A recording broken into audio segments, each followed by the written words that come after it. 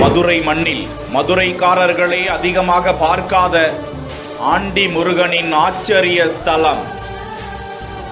400 வருடமாக மாமரத்துக்கு அடியில் இருக்கும் நாகமலை முருகன். நீரோடை எதுவும் இல்லாமல் வற்றாமல் ஊற்றிக்கொண்டே இருக்கும் முருகசாமியின் ஊற்று. எங்கிருந்து வருது அப்படின்லாம் தெரியாது, கண்டே பிடிக்க முடியல. முடியல.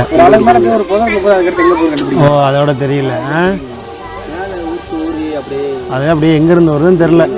நிற்காம ஆனால் வருது. 365 நாளுமே வந்து பார்த்தீங்கன்னா அந்த நீர் ஊற்றுறது நிற்காம வந்துகிட்டு இருக்கு. அதுக்கு காரணம் யாராக இருப்பார்? கண்டிப்பாக அந்த முருகனாக தான் இருப்பார். கோவில்களுக்கும் குடிப்பதற்கும் நோய் தீர்ப்பதற்கும் அருமருந்தான ஆச்சரிய ஸ்தலம்.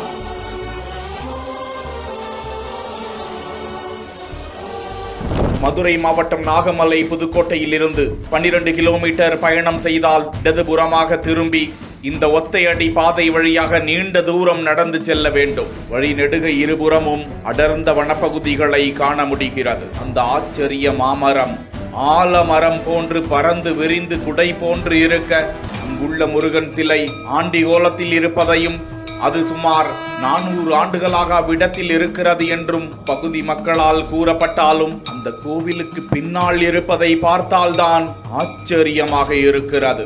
இந்த முருகஸ்தலத்திற்கு பின்பும் நீரூற்று என்பது எங்கிருந்து உருவாகிறது என்றே தெரியவில்லை. அங்கு கட்டப்பட்ட மேடை ஒன்றில் யாழி வாயிலிருந்து 365 நாட்களும் வற்றாத ஜீவ தீர்த்தம் வந்து கொண்டே இருக்கிறதாம். சுற்றுவட்டார பகுதிகளில் இருந்து கோவில் கும்பாபிஷேகம் உள்ளிட்டவற்றுக்கும் மாலை அணிவித்தல் சடங்கிற்கும் இங்கு வந்துதான் தண்ணீர் எடுத்து செல்கிறார்கள்.